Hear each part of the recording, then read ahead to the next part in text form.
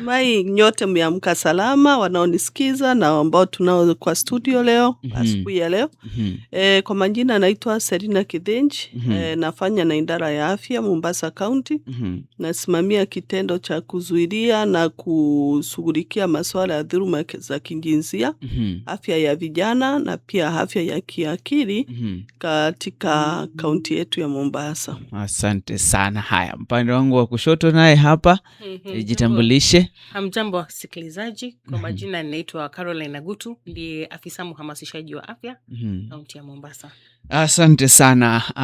Tumekuwa na mambo mengi ambayo yanahusiana na GBV na pia vile vile femicide issues na upande mzima wa Mombasa, nyinyi ambao mnashughulika na masuala kama haya. Hali ikoje kufikia saa hii kuhusiana na masuala mazima ya GBV, mambo ya femicide na pia vile vile vijana?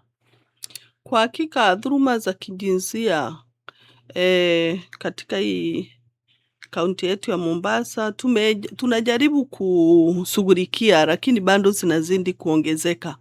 Haswa dhuluma ambazo zinahusika na watoto, ambao ni watoto kubakwa, mara nyingine watoto kutekelezwa na wazazi wao, na pia tumekuwa na visa kadhaa za kuwa watu ambao wako na mahusiano ya kidoa ama ya kimapenzi pia wanaumizana kwa njia ya kuchomana na pia ya kuuana. Tukiangazia kuna vifo baadhi zimefanyika katika sub-county yetu ya Likoni. Haswa hata kuna kingine juzi tu mume akachomwa na bibi. Kwa hivyo tukisema kwa ufupi ni kuwa watu ndio wameanza kuelewa dhuluma za kijinsia ni nini, lakini hivyo tu bado zinazidi kuongezeka. Lakini kama vile tukiwa county tuna na mashirika mengine pamoja na washikadau wengine tunajaribu vile tunavyoweza kuhakikisha tunakatiza hiyo ukatili wa kijinsia.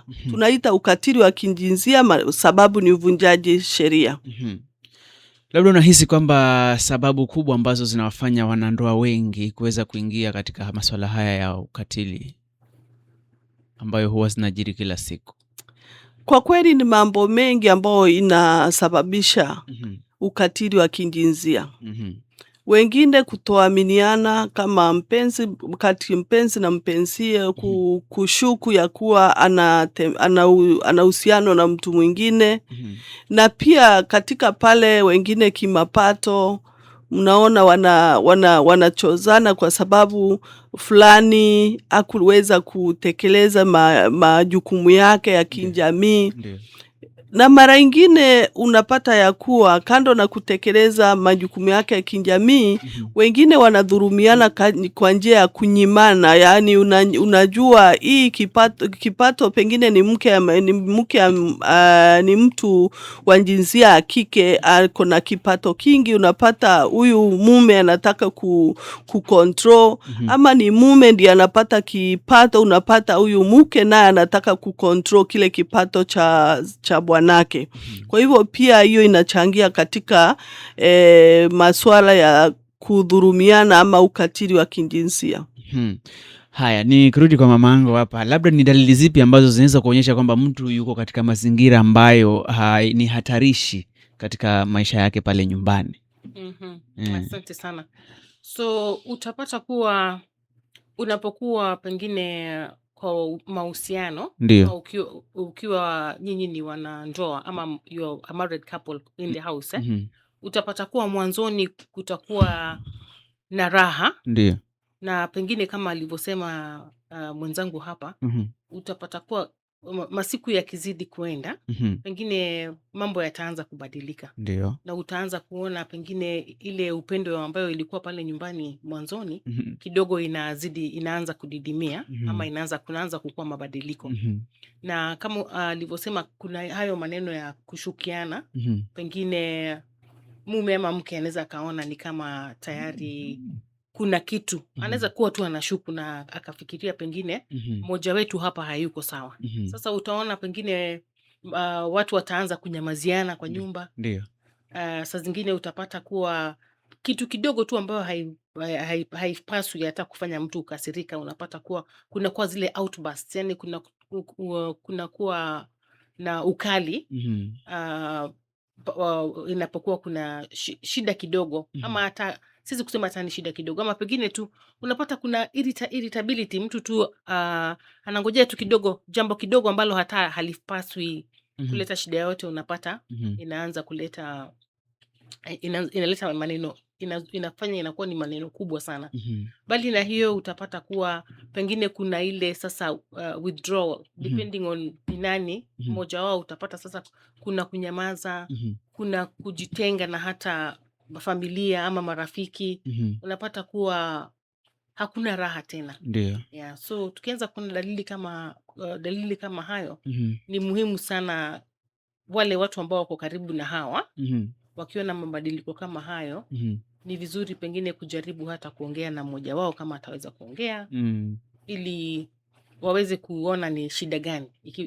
Ikiwa ni rahisi, iweze kutatuliwa mapema kabla ya mambo kufika kiwango ambayo haiwezi kusaidiwa.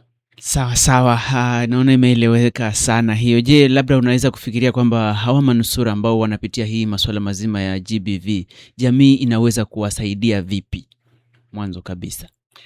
Kabla sijafika jinsi jamii inaweza kuwasaidia, nitaongezea kidogo kuhusu pengine dalili za kudhulumiwa. Nikiongezea yale mwenzangu ametaja, tunajua dhuluma inafanyika katika hata watoto wadogo. Kwa watoto wadogo unaweza pata mtoto kama amedhulumiwa kijinsia kwa njia ya kunajiziwa. Unaweza angalia vile alikuwa anatembea, atembei sawa, anatembea kama ana maumivu. Sana sana wale wanaenda shule, hata nyumbani unaweza kuwa ukiosha mtoto wako akiwa mdogo, unapaswa kumwangalia. Na ukiangalia sehemu yake ya siri utajua kama ameingiliwa na mtu ama hajaingiliwa. Unaweza pata mtoto alikuwa mchangamfu sana, akiongea, akicheza na wenzio, na ni mtu alikuwa na raha zake, lakini mara tu kidogo unaona mtoto ameanza kunyamaza. Na pia unaweza jua mtu ambaye anapangwa kudhulumu mtoto, unaona mtu anakuwa mtu wa karibu sana kwa mtoto wako, na uelewi kwa nini anakuwa mtu wa karibu sana na mtoto wako. Mara anamnunulia vizawadi dogo ndogo, kama vile siku hizi mara mingi ni viazi, wananunuliwa viazi karai. Kwa hivyo kuna dalili mingi unaweza angalia ukajua huyu mtoto pengine anadhulumiwa. Performance yake ya shule inaweza kuwa imeenda chini. Pale ukifanya uchunguzi kidogo utapata pengine kwa sababu alidhulumiwa na mawazo mengi, na anafikiria ataweza kuongea vipi, na anashindwa kuongea. Kwa hivyo hiyo ni baadhi ya dalili. Katika jamii walioana, utaweza pata mtu bibi kweli anadhulumiwa, na wewe bibi mwenyewe unajua kama femicide itahappen wakati mume ambao mmekuwa mkiishi na yeye, ama mume wewe utajua bibi ambao mmeishi naye ana mpango wa kukutendea kitu. Unapokuwa kila siku pengine mmepitana na maneno, anakuambia nitakuonyesha, wewe ngojea tu nitakuonyesha, nitakuja kukuua.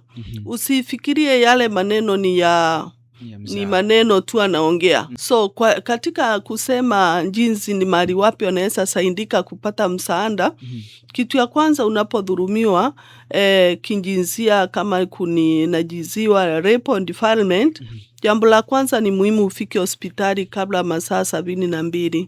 Maana yake ni kuwa utaweza kuhudumiwa na uangaliwe kama upate zile dawa za kukukinga, pengine mwenye alikudhulumu kimapenzi alikuwa na virusi vya HIV, na pia kukingwa kama ni mtu wa jinsia kike usije ukashika mimba.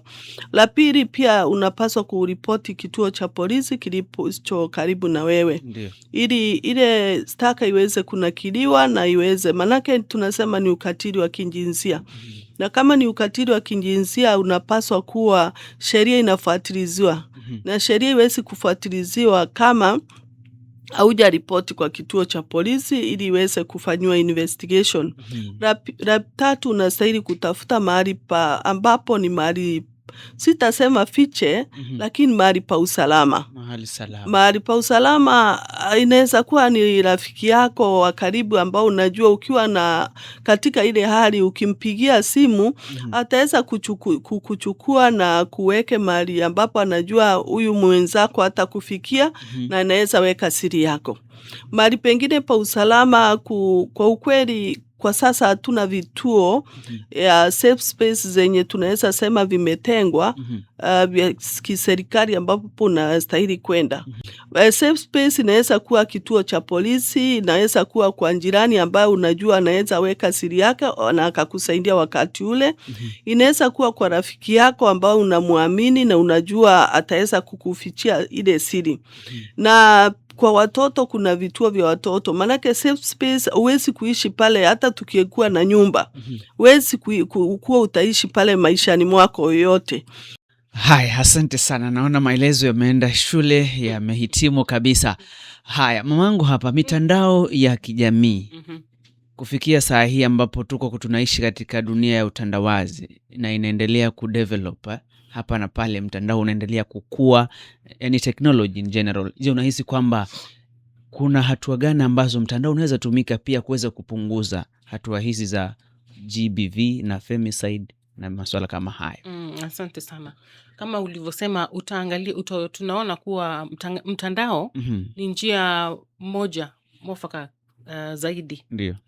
Kutumia kusambaza ujumbe sahihi. Ndio. Ili watu waweze, jamii nzima iweze kupata angalau kujua nini wanapaswa kufanya. Yani ni njia moja ambayo tunaweza tukahamasisha wananchi na ili waweze kujua exactly nini wanapaswa kufanya. Ama dalili zile ambazo tayari tumeweza kuongelelea.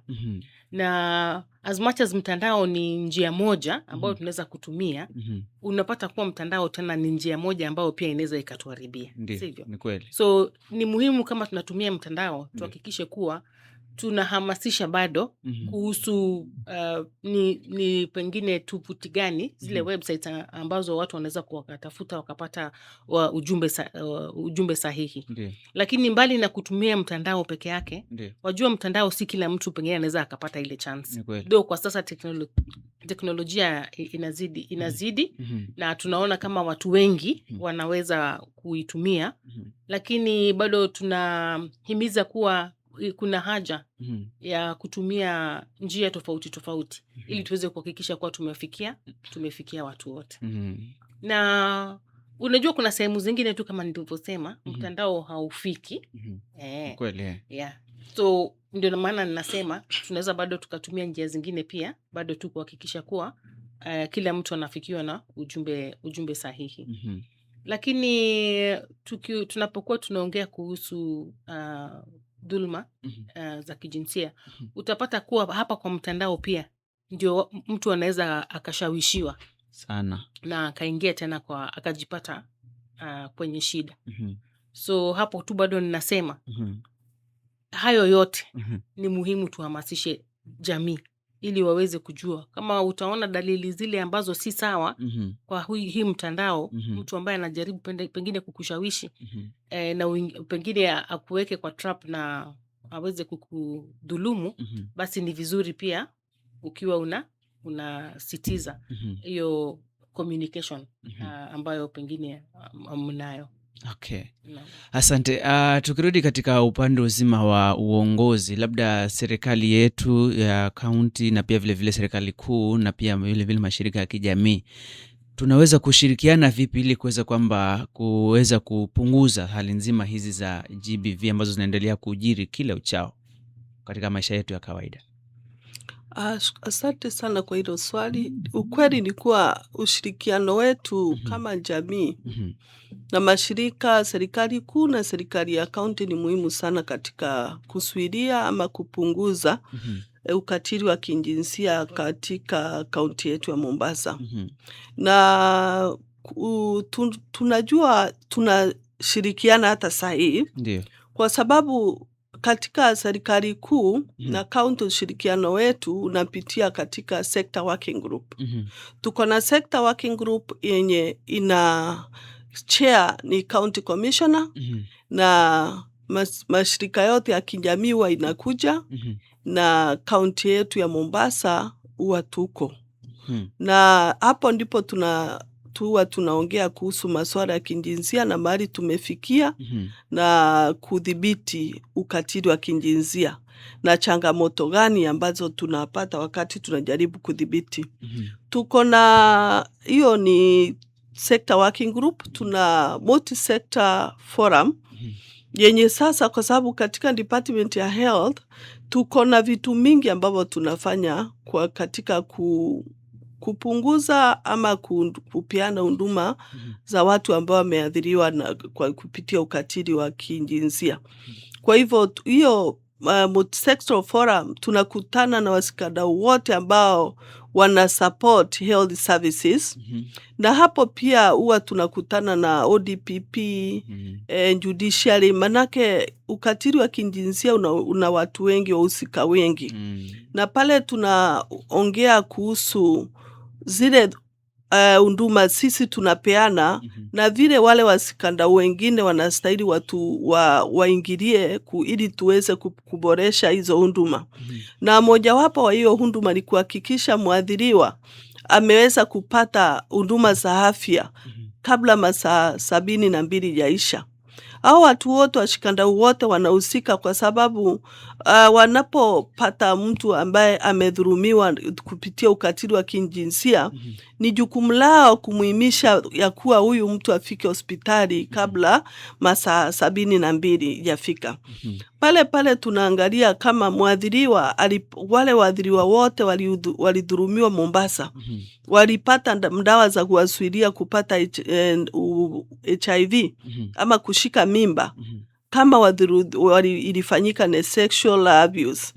Na wale washikadau pia tutajua watu wana contribute ama wanachangia kuhakikisha kuwa wadhulumiwa wote wamepata hizo huduma kupitia njia ya kuwaelimisha ama kuwapeleka vituo vya afya kabla masaa 72 yaisha.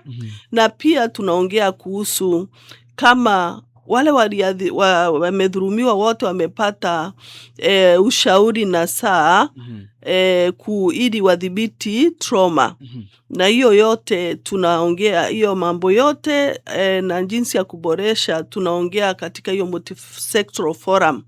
Katika nyanjani tuko na GBV committees, na kwa mahospitali zetu tuko na GBV committees ambao wanafanya clinical review ya wanaongea wale kama kwa mfano ni hospitali ya Chahani.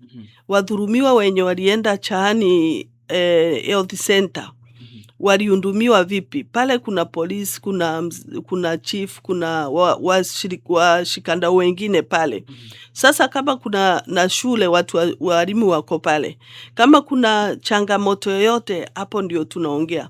Alafu katika hamasisho huku nyanjani kushirikiana pamoja ili tuweze kupatia jumbe sawa, ambapo isiwe shirika hili linaongea tofauti na shirika lingine. Yani jumbe zenye zina tofauti. Zile uniform information ni muhimu sana katika kudhibiti ukatili wa kijinsia.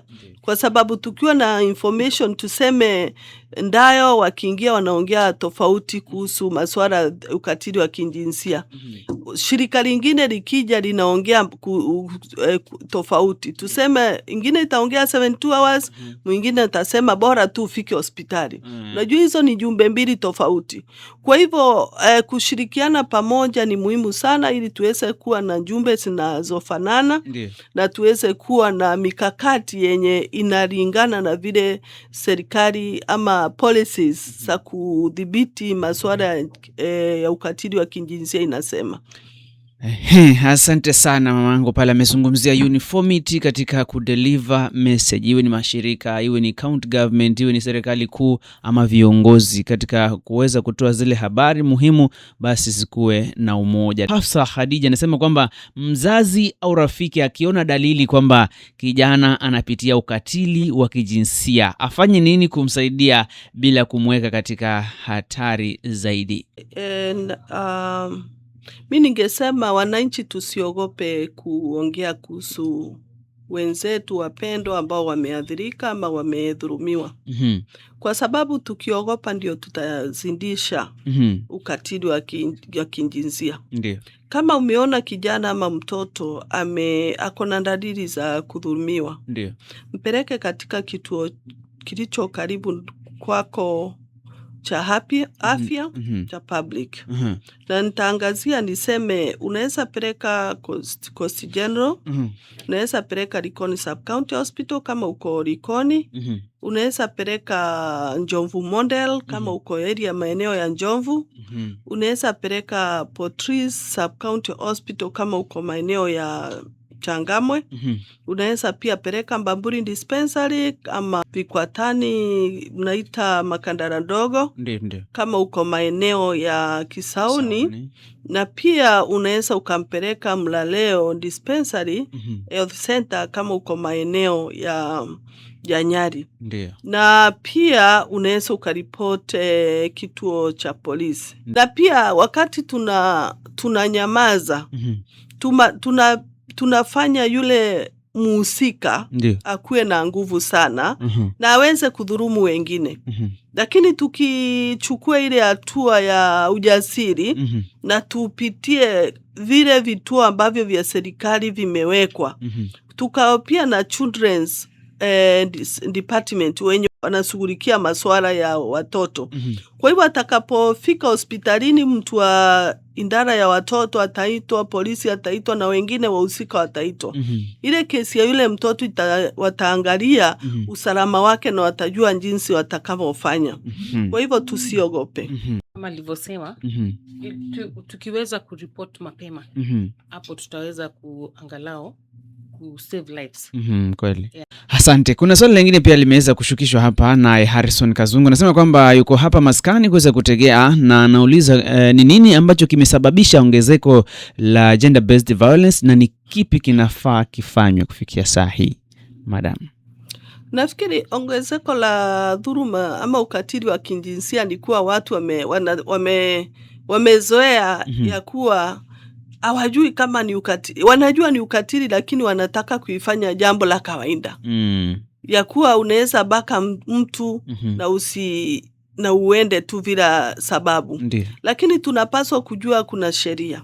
Sexual Offences Act of 2006 inaelezea vipengee za dhuluma za kijinsia ama ukatili wa kijinsia na jinsi itakavyokuwa inatakikana kushughulikiwa kisheria.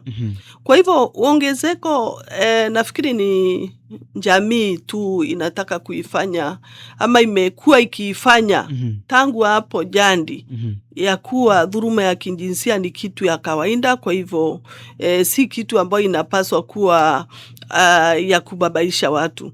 Lakini inapaswa tujue ya kuwa dhuluma ya kijinsia iko na madhara mingi. Kwa hivyo ni kitu ambao imewekwa katika upande wa ukatili. Ni ukatili na kuna sheria yenye inadhibiti huo ukatili. Kwa hivyo ili tupunguze ama tusitishe, ni sisi wote kama jamii tukubali ya kuwa vitendo ambavyo vimekatazwa na Sexual Offences Act of 2006 hizo ni vitendo vya ukatili na tuhamasishe jamii ili waache kufanya hivyo vitendo. Tunajua huku mwanzo, huku nyuma, tunasema traditional cultural values zetu zimetuweka pale.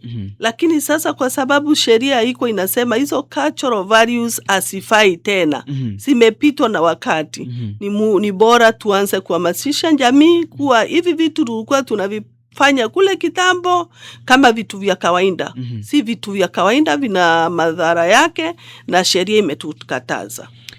Kweli kabisa. Labda kuna la kuongezea? La kuongezea tu ni kuwa pia pengine tukiangalia from a different angle, yaonekana kuwa kwa sasa watu wamekuwa wakizidi kuhamasishwa. Na hizo acts ambazo wanasema zinazidi pia watu wanazidi kuhamasishwa kuzihusu. So unapata kuwa kwa sasa jamii imeanza kuona kuwa wakiona dalili kama hizo imetokea ama karibu itokee, basi wanapiga report. Ndio. Yeah. So tunaweza kuangalia pia from that angle. But cha muhimu hapa kabisa ni kuzidi kuhamasisha ili watu waweze kujua hizo dalili na hata pengine kuweza kutambua kwa urahisi mtu ambaye ananuia kufanya vitendo hizo mapema na kusitiza kama hazijatokea. Je, unahisi kwamba labda dini na baadhi ya beliefs ambazo watu wako nazo zinaweza kutumika pia kuweza kupunguza GBV ambazo iko sahihi? Yeah, kama nilivyosema culture ina contribute. Unajua kitambo kulikuwa ni watu wachache ambao pengine wanapaswa kuongea. Ndio. Kuna hizo tunasema those, and then of course the gender norms. Na unapata kuwa kwa culture zingine mwanamke hapaswi kuongea ama kusema chochote. So unajua hiyo imeweza kufanya watu wengine kukandamizwa na wengine kuweza kuongea na wengine pia kuweza kufanya vile wanavyotaka kufanya. Na ukiangalia vizuri inasababisha dhulma ya kijinsia. So kwa sasa ni kuhakikisha pia tulenge watu tofauti tuwahamasishe vizuri ili hata kama sasa wanafanya maamuzi ya kisawasawa na pia wanajua au pia wanaweza wakazidi kuendeleza ujumbe ya kisawasawa kwa wale watu ambao wanajua wanawaheshimu na wanaweza wakawasikiza. Yeah. Kuna vituo vingi vya kutoa ushauri na saha ambavyo viko na watu wengi wanaenda pale, na kuna mashirika pia huwa yanazunguka kuweza kutoa ile uhamasishaji ambao huko. Je, mnahisi kwamba kufikia saa hii vimetosha ama kuna kipi zaidi ambacho kinastahili kuongezeka katika hizo centers? Unajua hatuwezi tukasema kuwa tumefikia kila mtu. So mahamasisho lazima bado tuendelee. Na unajua saa zingine unaweza kuhamasisha na ukihamasisha haita translate to action. So ili iweze kutranslate to action lazima pia tutumie wale watu ambao pale nyanjani wanaheshimika na wana ile influence ili tuhakikishe kuwa sasa wataweza kuigeuza into action. So mahamasisho hatuwezi kusema tutasitiza, lazima tuendeleze kwa sababu tukizidi kuongea kuhusu jambo hili ndio watu wengi wataweza kuelewa, ndio watu wengi wataweza kufikiwa na hopefully tutaweza kupata suluhu na hata kupata mabadiliko. Haya, labda tukitamatisha mamangu pale, ujumbe wako ni gani kwa vijana ili kuhakikisha kwamba tunavunja huu kimya dhidi ya GBV na tuwe na mazingira salama zaidi na zaidi? Asante sana. Kabla sijafika ujumbe kwa vijana, ningetaka kusema ya kuwa tukiangalia tamaduni zetu, mwanamke alikuwa mtu wa kuolewa na kukaa na kulea watoto. Kweli. Hata kusoma, nakumbuka mamangu akiniambia kusoma kwa sababu aliambiwa ndugu zake wasome, yeye asisome. Hiyo inequality, kuweka watoto ama jamii katika rangi tofauti. Hiyo ni njia moja ya dhuluma ya kijinsia. Tukiangalia wasichana, ukifika umri fulani wewe uolewa ukue mke. Kuna vitu vingi wanawake walikuwa hapaswi kufanya na wanaume kuna zile walikuwa hapaswi kufanya na kufanya. Hizo zote ni inequalities zenye zinaleta ukatili wa kijinsia. Kwa hivyo katika hamasisho na vile dunia inavyoenda, ukeketaji wa kijinsia ya kike ulikuwa ndio njia mwafaka ilikuwa inaonekana hapo nyuma. Na mambo mengine yote ambayo ilikuwa inaleta inequalities na pia dhuluma za kijinsia. Kwa hivyo katika zile tamaduni zetu, vijana ni vizuri pia wasielewe na tuweze zile tamaduni potofu. Tunapaswa kama jamii tusiweke kando kwanza.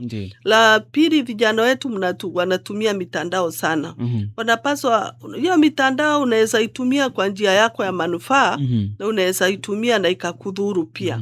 Vijana ningesema katika mitandao, mnaweza tumia mitandao kupitisha jumbe mzuri zenye zinaweza kusuidia ukatili wa kijinsia, hamasisho. Mnaweza tumia mitandao katika marketing vitu zenu product kibiashara ili iweze kuwapatia mapato na kujulisha wengine mambo mapya yenye inaweza kuchangia their growth, economic growth and also no kuongeza knowledge. Asante sana. Swali la mwisho hapa, naona hajasema jina lake huyo. Anasema, why do many victims of gender-based violence remain silent instead of reporting the abuse? Naona amerudia tena ile ambayo ilikuwa labda kubrush tu tukimalizia. Sasa unajua, saa zingine jamii huwa kunatokea ile unyanyapaa hawa watu. Ndio. Na saa zingine unapata ni kama wanakuwa blamed kuwa ilitokea kwa sababu yao. Ndio. Sasa unajua vitu kama hizo zikiwa zinatokea inafanya kuwa kidogo wale walioadhiriwa hawataki hawawezi kuongea. Sasa hapo tu bado mimi nitarudi pale kwa mahamasisho. Hawa watu wanahitaji support. Ndio. Ili waweze kuongea kwa uwazi, na katika ile hali ya kuongea kwa uwazi ndio wataweza pia kupata usaidizi. So hatupaswi kupoint fingers at them na tuseme kuwa umedhulumiwa kwa sababu ulitaka mwenyewe ama ni wewe umesababisha kudhulumiwa. La, hatupaswi kufanya hivyo. Ni muhimu tuwasikize, ni muhimu tuwasupport, na ni muhimu tutembee na hao katika ile hali ya recovery. Naam. Asante. Tukitamatisha, naona muda wetu hao tuko nao unasonga kusonga. Labda dakika moja tu kwa wito wenu kwa wanajamii pale nje, ni kipi labda wanastahili kufanya ili tuweze kujiepusha na masuala haya ya GBV kwako pale? Mimi nitasema mwito wangu kwa jamii ni kuwa msinyamaze. Tunasema katika kuna slogan tumeweka kutoka kwa national, tunasema piga nduru. Piga nduru. Piga nduru. Ndio. Unapo pengine umepata mtu amedhulumiwa, unapata dalili za kudhulumiwa, unapata mtu pengine vile alivyo anaweza dhulumiwa wakati wowote. Unajua madhara yake ni kubwa, kwa hivyo piga nduru, usinyamaze. Ripoti kwa kituo cha polisi kiko karibu na wewe. Kama amedhulumiwa, hakikisha amefika hospitali, na tukue na msimamo mmoja ili tupambane na ukatili wa kijinsia. Ukatili wa kijinsia ufanyiki na andui yako ambao unamjua. Ukatili wa kijinsia unafanywa na mtu ambaye ni wa karibu na wewe, jirani yako, rafiki yako. Kwa hivyo ni tukue macho na tuweze kutambua wakati unafanyika, na tuchukua hatua iliyo mwafaka, na tuweze kuongea na watoto wetu na vijana wetu kuhusu ukatili wa kijinsia na jinsi ambavyo wanapaswa wafanye. Asante sana. Kuna swali la mwisho kidogo tu, hii utakuwa unajibu tukiendaga. Haya, kutokana na visa, ni msikilizaji ameuliza, kutokana na visa vinavyoongezeka vya GBV na femicide hapa Mombasa, hasa vinavyohusisha watoto wadogo, mnaona wapi jamii inakosea na tufanye nini hasa kuweza kubadili hali hii? Asante sana kwa swali lako. Naam. Ningesema hivi, unajua watoto, mtoto yeyote ama watoto kwa jamii, inapaswa kuwa sisi sote ni jukumu letu kuhakikisha kuwa watoto hawa wako salama. Ni kweli. So tukiona kuwa kuna mzazi na huyu mzazi pengine kidogo ashughulikii mtoto wake sana, ama unaona ni kama amelegea pahali hapo in terms of kuangalia mtoto vizuri, sote kama jamii tunapaswa kuingilia na kuhakikisha kuwa watoto wako salama kwa jamii. So tuwe macho, tusaidiane ku take care of hawa watoto.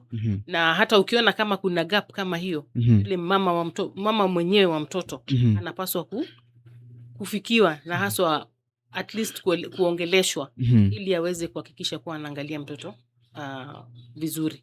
Na mimi nikimalizia ningependa kusema hapa kwa jamii ni jukumu letu sote.